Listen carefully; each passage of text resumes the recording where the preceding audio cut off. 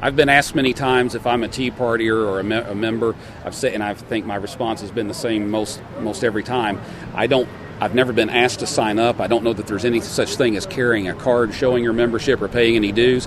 What Tea Parties are about, what 9/12 meetings are about, what concerned citizen meetings are about, and what meetings, regardless of what moniker you want to give them. Anytime a group of people come together, especially in or around my district, where they want to come together and talk about the values and principles that made this nation great, crazy outlandish right-wing issues like living within our means, a well-regulated, small, limited government,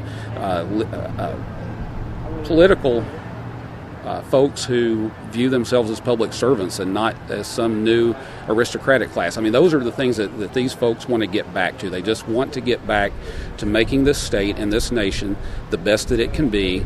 And they believe, and I agree with them, that we're not going to be able to do that if we continue going down the big government nanny-state path that we are on. We can only do that by getting back to a more limited government approach. And again, I'm not talking about doing away with social safety nets or the like. I'm saying I believe in social safety nets, and I want to make sure that they are going to continue to be there for those who need them. But the only way that we're going to be able to do that is to correct the course that our ship of state is on. We've almost been engaged in a fairy tale, I think, for about the last 50 years or so, maybe longer in this nation. And we've really believed the politicians for so long that made us believe that government was the answer for everything and could provide everything. But what we are seeing in the stark reality shows that a government that tries to be and to provide everything to everybody pretty soon isn't able to provide anything to anybody.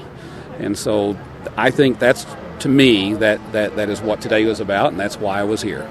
Are you ready to say enough is enough?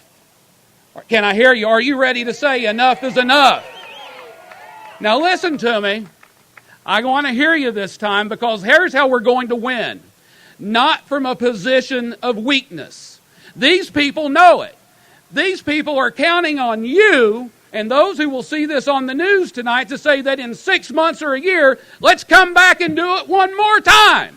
They want you to continue to do what you've been doing. We've got to break some bad habits. We have to go to war, and we can go to war not on a battlefield, but we can do it using the rule of law and the Constitution. We can do it at the ballot box, November the 6th, and every election thereafter. So now, how do you win?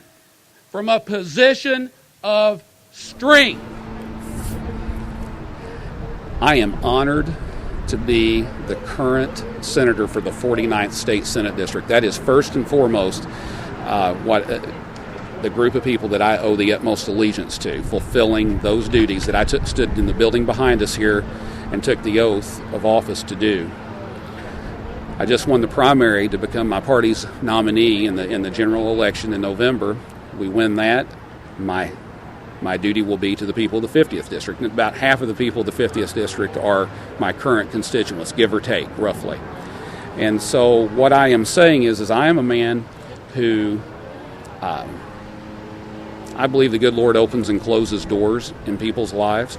If I have put my name out there to say that I want to stand up and be a leader, just like anyone. That, to me, that's when you put your name on the ballot. What you're saying is I put myself out there. I would like to be a leader. If you agree with that, vote for me. If you don't vote for me. I'm saying I want to be a leader.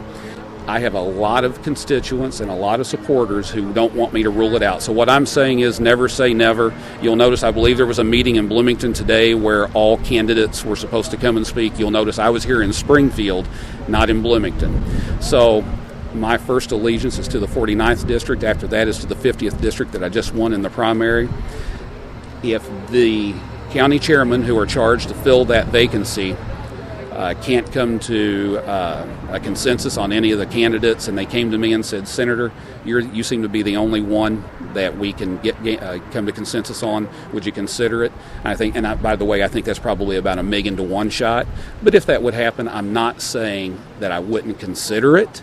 what I would do is I would get with my supporters, I would get with my family, and we would sit down and we would discuss it. But I am not actively engaged. I am not a candidate, and I haven't done one single solitary thing that I can think of to advance any possible candidacy. I want them to settle on a candidate, get that vacancy filled as soon as possible so that candidate can start campaigning for the fall.